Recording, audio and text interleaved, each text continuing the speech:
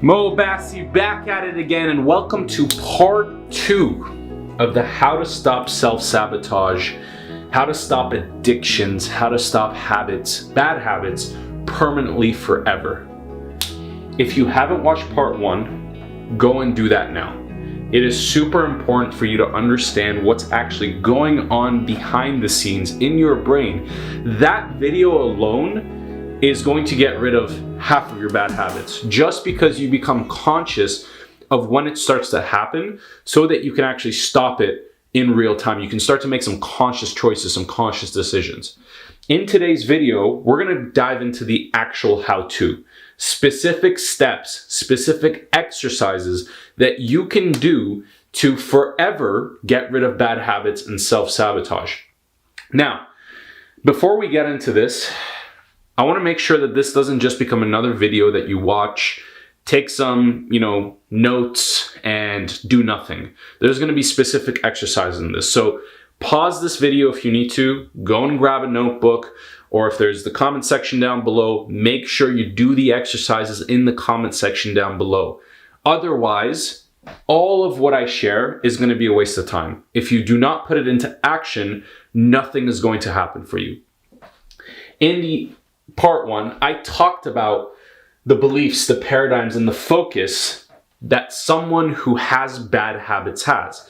So, for example, your belief is, I don't deserve a good life, or I'm worth less than that because you had a lot of traumas growing up, or high cortisol events, things that happened to you that didn't make you feel good. And so you created this belief that you don't deserve this good life, that you're actually worth less than a normal life, which then makes you operate under the paradigm, I am, have never been, and never will be in control of anything. You let go of all responsibility. You say, I don't have control because of XYZ that happened to me, which then makes you go, well, shit, if I don't have control, my focus is going to be on, I will do what feels good instead of what is good for me. Because if I don't have control over anything and I don't deserve a good life, might as well just make myself feel good right now. And this is where a lot of bad habits, a lot of addictions, a lot of self-sabotage comes into play.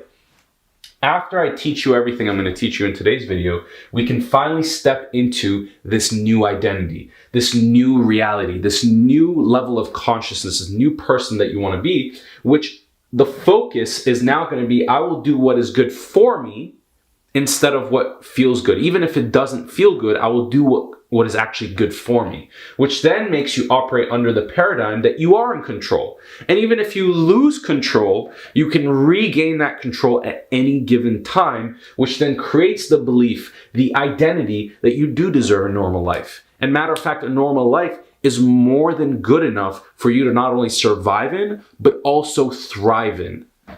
So how do we get from this old identity, this identity of operating under these beliefs, paradigms, and focus that is causing us to self-sabotage, have these bad addictions come up and bad habits come up, into this new identity, new focus, new paradigm?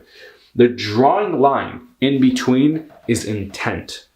You have to become intentful with everything you do on a daily basis, every decision you make, every decision you don't make, and use any experience moving forward as a lesson, as a stepping stone to finally step into this new identity. This new identity has to become a must for you. You have to be tired of living in this old identity so that you can be intentful to get into the new identity. If this is just a fun video for you to watch and you're like, I just want to watch this just to gain some more information, I can guarantee you this is not going to work.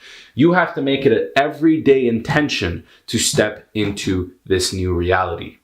All right, so now that we have the intention behind actually becoming that new person, what is the first step? Well, the first step is we have to understand where we even are, okay? So what I want you to do is you're going to start off with something I call a what is and isn't working list.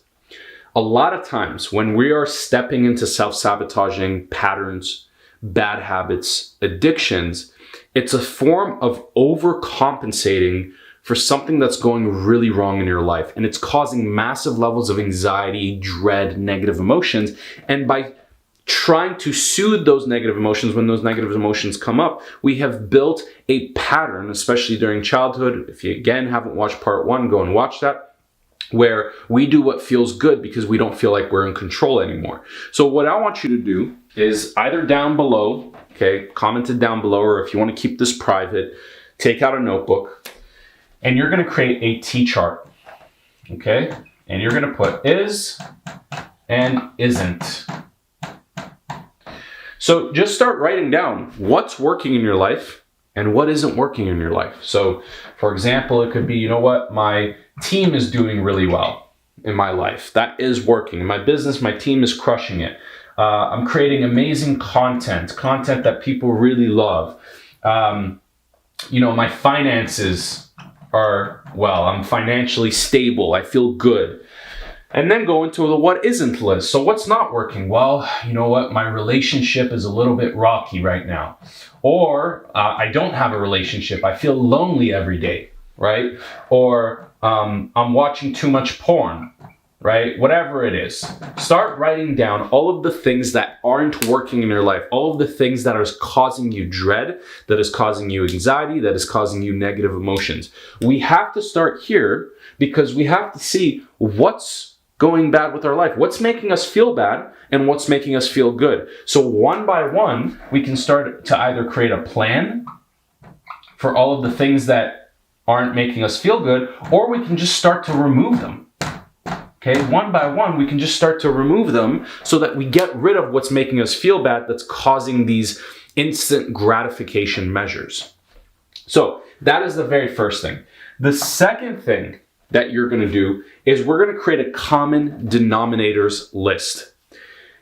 Now, when you watch this video and after you watch this video, I can almost guarantee that all of the bad habits that you're trying to get rid of are going to come up.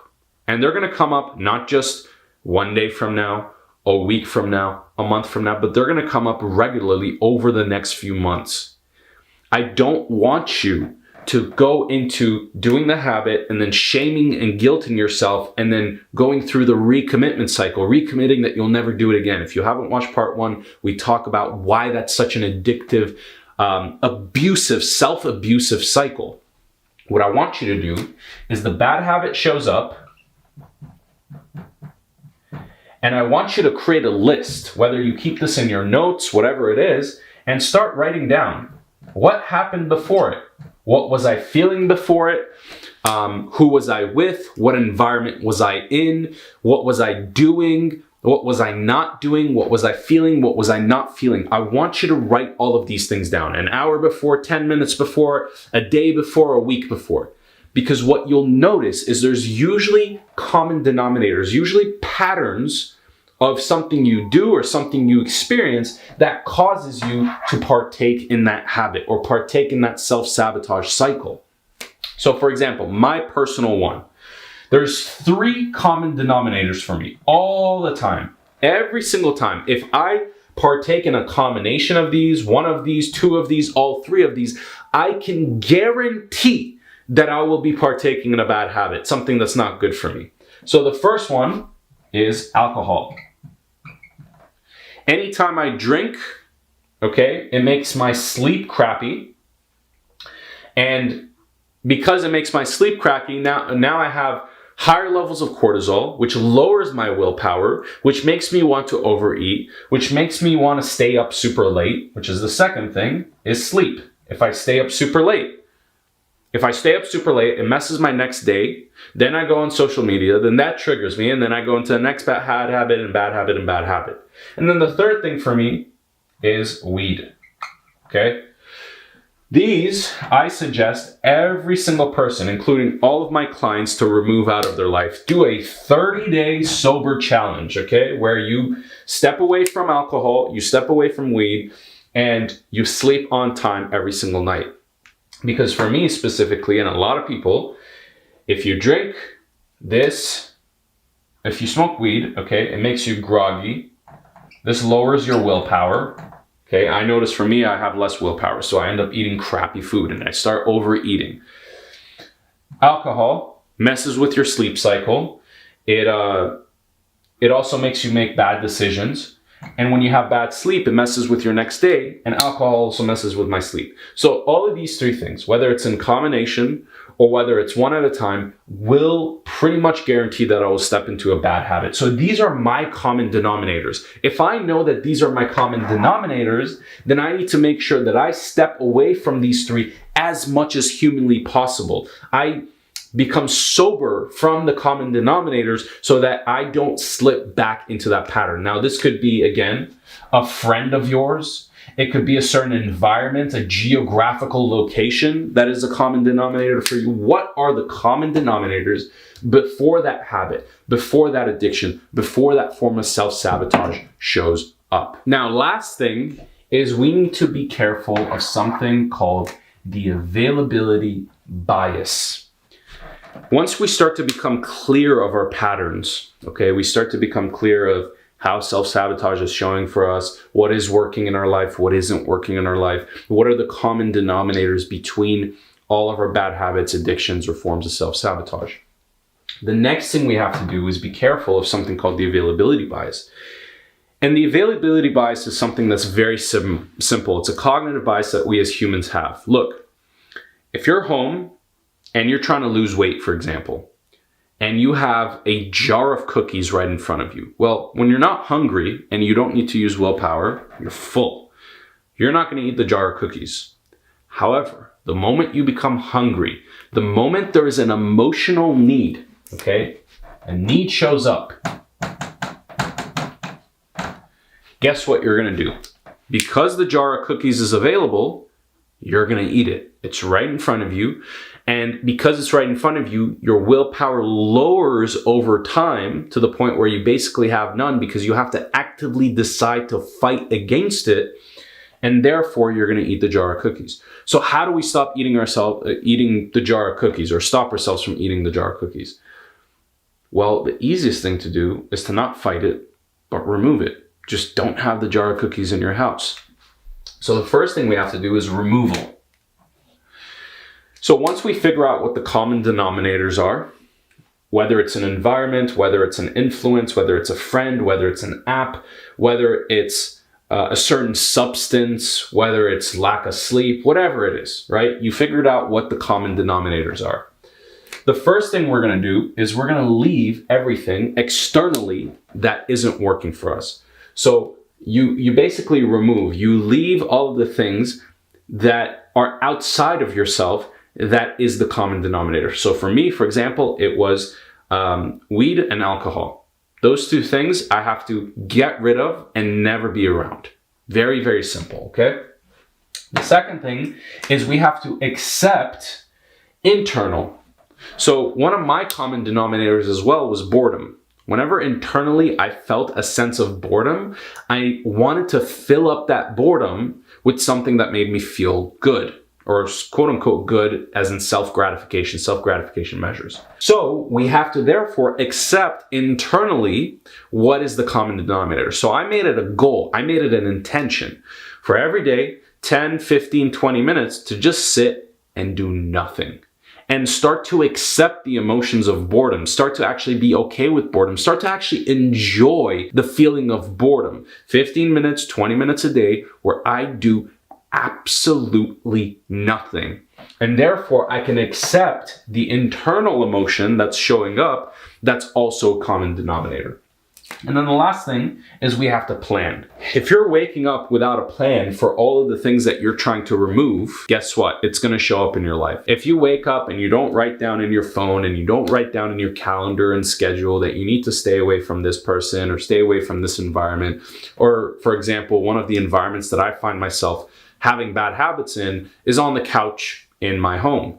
So I have to make sure that I plan to leave my house early in the day, or if I'm filming content, if I'm not filming content, I leave my house. I go to a completely different location because I don't want those bad habits to show up, because I've wired in my head that that's the place to do the bad habit in. So I have to make sure I plan to remove those common denominators. That's step number one.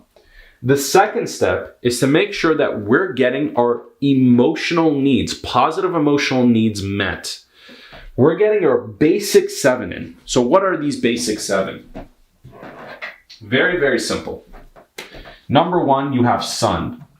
A lot of you guys, especially entrepreneurs, you're like, oh, I feel depressed and I have all these bad habits showing up. Yeah, motherfucker, you're sitting inside all day in complete darkness, getting zero sunlight. Yes, you're gonna feel like shit. You're gonna wanna partake in bad habits. Second thing, water. Okay, have some basics of high energy. I think it was one of the people that I mentored, one of my clients, he said that his mentor used to work so hard, 12, 13, 14 hours a day, that when he would go and take a piss, he wouldn't even flush, number one, which was gross. But when he would go into the bathroom, he would see that it was like bright orange because the dude was drinking no water. So let's get the basics of our health in. Drink some water. Make sure you're having your water.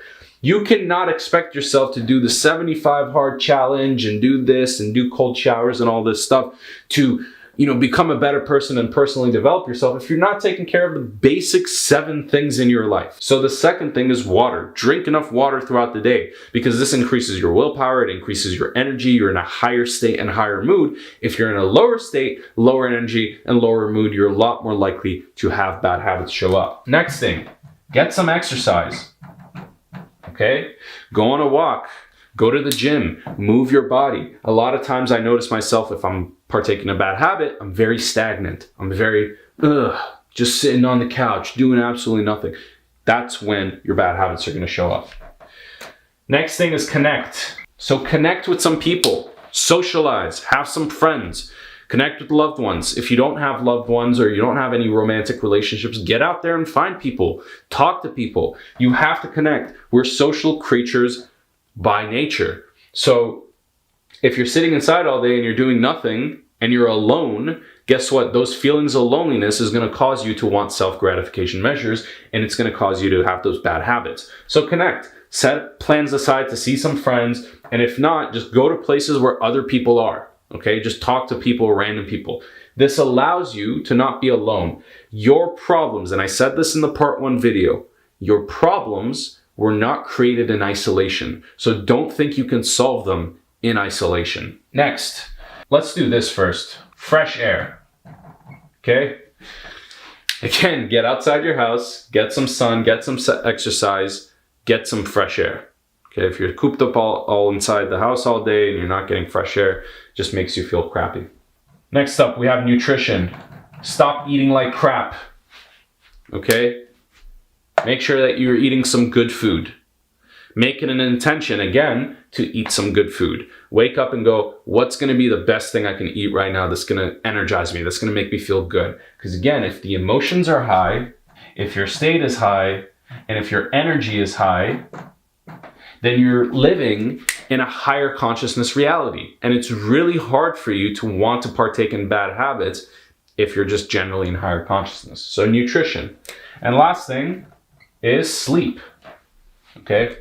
Very, very simple. Sun, water, exercise, connect, nutrition, sleep, fresh air. The basic 7. Don't worry about all of these fancy tactics if you don't even have these things covered. Make this an intention for you to get these things covered.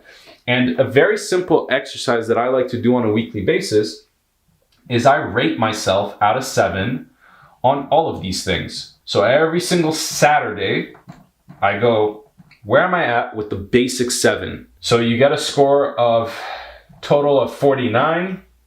Okay, and if you're anything under, I would say 60%, look at where your weakness is. What is the biggest weak point for you? And make that your intention for the next week.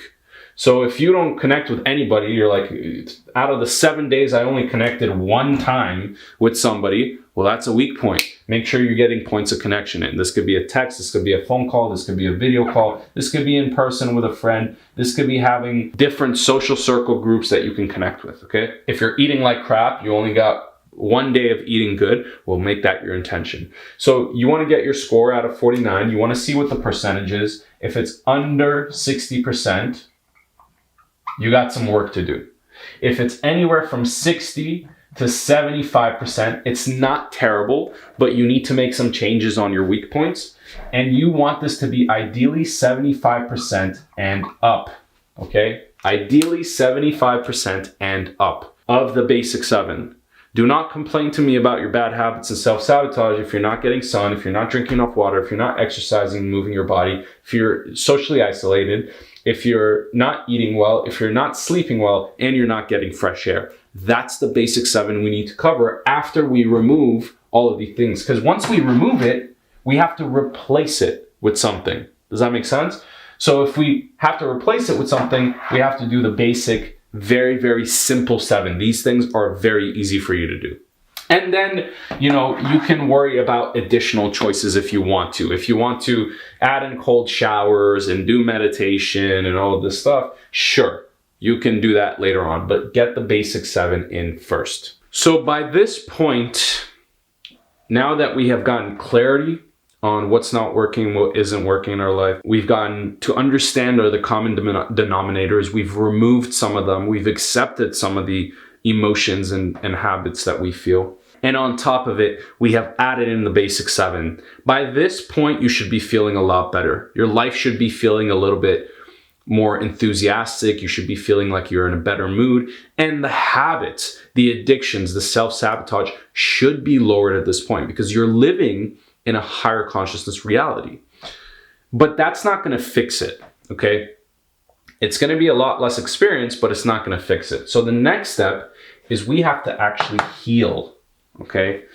So think of it as like a wound that you have, and the wound is all dirty and stuff, and you figure out where the dirt is, and you pull out all the dirt, you wash it, you put alcohol on it, so on and so forth. You clean the wound. That's not going to fix the wound though. Now we have to heal it. Now we have to put a Band-Aid on it and we have to bandage it up and all that stuff. So this is the part where we're bandaging things up. And again, if you haven't watched part 1, go and do that. It's very important because I talk about why this is happening, why healing is so important. You self-sabotage and you have addictions and bad habits because you didn't have normalcy. And it's caused you to experience everything as a 10 out of 10. So if someone cuts you off in line, it's a 10 out of 10 experience. Okay, you feel it the same way as if someone dies. It's all a 10 out of 10 for you. So we have to get to a point where our emotional reactions are in alignment with the event. So if someone cuts you off, it's like a 2 out of 10. And then if someone dies, it's a 10 out of 10. But we can't do that if we have all of these emotions stuck inside of us. So the first part is we have to actually express the quote unquote, and I'm going to put this in quotes because everything is a perspective, the quote unquote negative emotions, okay? Especially during your childhood when you experienced out of control, you had these high cortisol events, high traumatic events, whether it was cortisol or adrenaline. Adrenaline usually causes PTSD symptoms. It's when you really feel like you're about to die.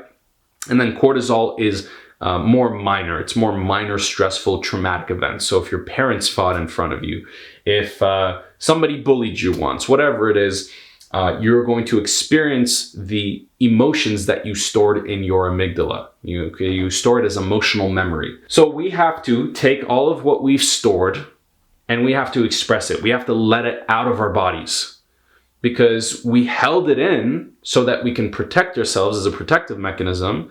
But now is your chance to actually let it all out. Now is the chance to actually experience it and not hold on to it anymore. So this exercise is very simple. We want to express the negative specifically with people who we feel or felt like have hurt us, have manipulated us, have lied to us, have stabbed us in the back, have made us feel disappointed, whatever it is. It could be as simple as, your dad said your grades weren't good enough when you were a kid, okay? It doesn't have to be extremely traumatic. Some people don't have extremely traumatic lives. It could just be very simple. So you're going to write down the person's name. So let's put Bob, okay? And you're going to write down this in your notes app. And you're going to write down, I am feeling blank towards Bob, okay? Or whoever the name is. I am feeling blank. I am feeling angry towards Bob. I'm feeling sad because of Bob. I'm feeling depressed because of Bob. Bob did XYZ to me, okay? Bob told me that I was a loser when we were in grade 2, okay? I wish that Bob instead did XYZ. Okay, I wish that Bob instead hugged me and told me that everything was going to be fine. I wish that Bob instead hugged me and told me he loved me. But it's okay. I forgive the name of the person. I forgive Bob. And you're going to just write that down. Very, very simple, okay? You're going to do this for every single person you can think of that has hurt you. You're going to stand in front of a mirror after you have your full list, completely naked. And this is your time to express. You're going to stand in front of it, hold it out, start off with Bob. I feel angry because of Bob. I feel angry because of Bob. And you let it all out. Bob hit me when I was a kid, and I wish that Bob instead loved me when I was a kid. But it's okay, I forgive Bob. And you're gonna say this 3 times, okay? Times 3 for every single person. Because usually the first time you say it, you hold back emotions. The second time you do it, you let go a little bit more of emotions. And then by the third time, you should be letting it all out. All of the emotions that are showing up. And sometimes you'll go off script. You're going to do this for every single person that you can think of. This is just to get you to practice, okay? It's not going to fix you. This is just to get you to practice expressing negative emotions, feeling them and expressing them in a controlled environment. We hold on to so much baggage in these negative emotions because we store it as emotional memory. It is a protective mechanism because we thought that if we expressed it, it meant that we would get punished or we would get a consequence or we would get hurt. So now all we're doing is we're feeling them, we're allowing ourselves to feel them, and we're expressing it in a controlled environment. When you do this, now you can feel every emotion and you start to become more emotionally intelligent, and the emotion doesn't need to control you to put a bad habit in front of it so that you can mask the emotion, right? So if you feel anxious, next time you feel anxious, you're allowed to feel it and you're allowed to express it because you've practiced it, instead of going, oh shit, I feel anxious, I gotta smoke weed. Oh, I feel anxious, I gotta drink, so on and so forth. So you're gonna do that. You can do this once, you can do this every day for the next 7 days. The more you do it, the better it is. The second step is we want to embrace the positive. So how do we embrace the positive? A lot of times, the reason why I'm getting you to express this, the negative, and embrace the positive, we're going to go into this, is because oftentimes we'll have the habit show up, right? So for example, let's say you smoke weed and you want to stop smoking weed. Very, very simple. This causes you to have a thought pattern like, oh fuck, I'm a piece of shit. Why did I smoke weed again? I'm a terrible human being. These are the thoughts that you have. These thoughts are oftentimes going to be in alignment to what we believe our identity and reality is. And what we believe our identity and reality is oftentimes in accordance to how our parents or upbringing or things that happened that were traumatic to us, how they talk to us. You're not good enough, you didn't do enough, you're a piece of shit, da da da da da da. And this creates it actually creates a sense of comfort because we're familiar with this. This is all we've experienced. Again, going back to that belief that we don't deserve a life of normalcy. So you create this habit so that you can have that thought pattern that was similar to when you experienced the traumatic event, which creates that comfort because it's part of your ego and identity. So the second part, which is very important, is we're going to embrace the positive. Again, standing in front of the mirror, completely naked, you're going to look into your left eye. And as you look into your left eye, you're going to start to have some judgments come up. Allow those judgments to come up. Allow those thought patterns to come up. You're going to allow every judgment about yourself. You're a piece of shit. You don't deserve it. You're not good enough. Why are you like this? You're messed up. All of these thoughts are going to start to come up as you look into the mirror. I want you to feel them. I want you to accept them. Do not fight them. Let every thought come up. Because as they come up, they're also going to go. And the next thought is going to show up. And the next thought is going to show up. And the next thought is going to show up. Eventually, as you stand in front of the mirror, 2 minutes, 5 minutes, 10 minutes, 15, maybe 30 minutes, those thoughts start to quiet down. And as they quiet down, we have essentially gotten rid of the thought pattern. Okay? And because we got rid of the thought pattern, we get rid of that sense of identity that we're so comfortable to, that is the traumatized self.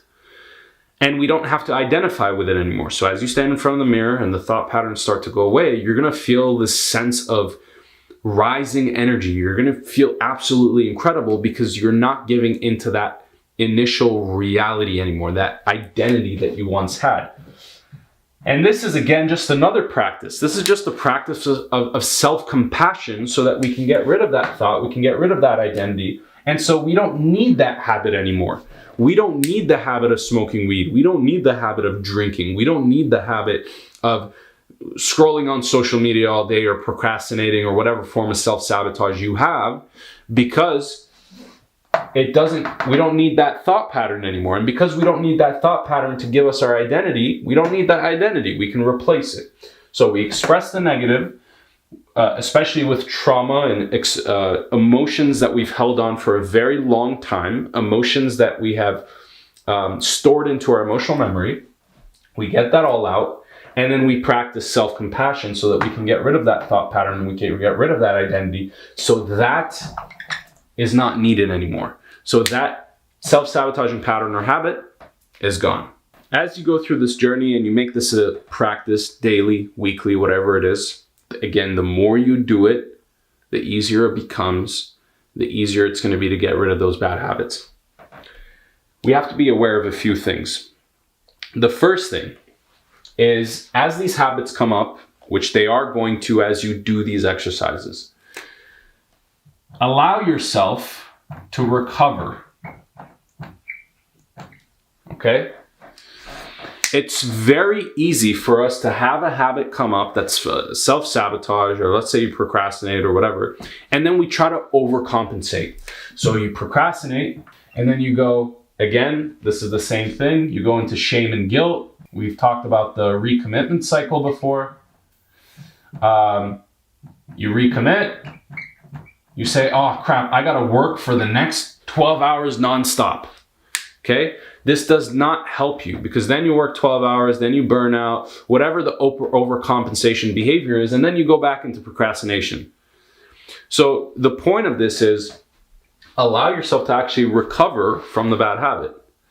If you procrastinate, the best thing you can do is just allow yourself to procrastinate and go, you know what? Instead of sitting here and sulking, I'm just gonna go on a walk. I'm just gonna go to the gym. I'm just gonna go to the pool. I'm gonna go hang out with a friend. Allow yourself to recover. This is counterintuitive advice from a lot of what business people say. It's like, oh, if you procrastinate, work harder. And truth is, most of those people are very unhappy. Like, you can just genuinely see it in their face. They're not very happy people. So allow yourself to recover from it, because we don't want to go back into the same recommitment cycle. The second thing, okay, let me erase this here.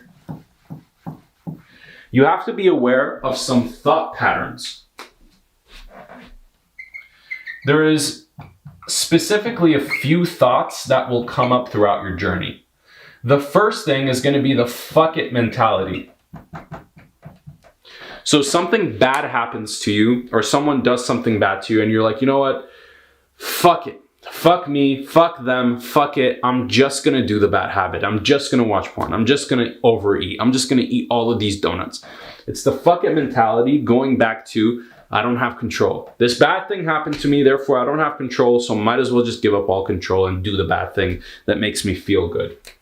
So be aware of this. You're gonna start to catch yourself having these patterns, and just catching yourself is usually good enough to stop you from it. The second thing, I can't stop. Okay? Oh shit, I'm about to eat this donut. I can't stop. It's already started. Oh shit, I'm about to watch porn. I can't stop. It's already started. Oh shit, I'm on Instagram. I'm already scrolling. I can't stop. Again, going back to the fact that you don't have control over any of this. Be aware of these thought patterns.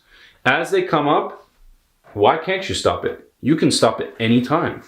You are in control. You are the one who can create your reality, so you can stop it. All right, so the third one, might as well. This is very similar to this, which is like, oh, I've already done it once today. I've already overate. I already ate that donut. Might as well just continue. Might as well fully commit to it. That's another one. Just fully commit. I'm a commitment person. I gotta fully commit to it. No, you don't. You ate one donut, you can go back to eating healthy. So be careful of this thought pattern. And then the last one is going to be, so you got the fuck it mentality, you got the I can't stop, the might as well. So the last one is going to be, I deserve this. I deserve it. I deserve to take a break and smoke some weed. I deserve to eat a bunch of donuts. I deserve, I've worked really hard. I deserve to watch some porn. You rationalize it as if it's a reward, knowing that fully well it's not a reward, knowing that once you do it, you're going to feel like crap again. So this I deserve it mentality, this again goes back to thinking that you don't deserve a good life, that you don't deserve a life that is normal. I deserve it as if it's a reward. No, it's not a reward. It's actually a punishment. You're punishing yourself. So these thoughts are very important to become conscious of as you go throughout your journey. And just the last few notes before we leave. Understand the highest ROI activity for you within your business is not necessarily working harder, hustling. It's to actually heal. It's to let go. It's to recover. Because you're not doing any of that right now. The more that you can take, again, there's a slingshot effect, right? The more you can take some time, if you're constantly hustling, and you're stretching yourself thin, boom, that's when the slingshot goes back. You step into self-sabotage, you step into bad habits, addictions, and now you're performing at a 50% capacity when you could be performing at double the capacity right now and getting double your goals if you just took that time to heal, let go, and recover. You want to also plan a full life. A lot of entrepreneurs I work with, they don't have anything else going for them other than their business. Literally, like that's all they do. Work. And they constantly say, I love working, man. Working is awesome. Working is great. Sure, it is. But if it's the only thing that you do, now that itself is a form of self-sabotage, because what's the point of working if you don't have a life? You want to build your business around your life, not your life around your business, which is very, very important. And this goes back into this point. It's like socialize as much as possible. Be around good people, positive people, people who are living a higher consciousness reality, because the more that you're around them and you're not socially isolated, the more you're going to act like them. But if you're socially isolated all the time, you're inside the house all of the time, you're much more likely to go back into those bad habits and addictions. And last but not least, as an emergency situation, if you find yourself about to go back into the self-sabotage, addiction, bad habits, or you find yourself procrastinating, take a few seconds, step outside your house. Do the habit outside your house. That should become a rule for you. Most of the time, of course, you're not going to do the habit outside your house. You're going to step out. You're going to get some fresh air. You're going to get some sunlight. You're going to remove yourself from the situation so that you can think clearly, and then you can go back in and you'll probably find you won't go into that. So hopefully this was helpful. Of course, this is all just a tip of the iceberg. This is 2% of the entire experience, but this is going to get you started to finally overcoming all of these bad habits, all of these addictions, all of the self-sabotage patterns, okay? This is just a tip of the iceberg. You're not going to be perfect. So if this video helped you out, make sure to comment down below your thoughts. Any questions you have, just reach out to me, whether it's on Instagram or Facebook. It's just my name. And if you want to learn more about this, I'm going to leave a few trainings down below. You can also book a call with me, and we will talk soon. Take care.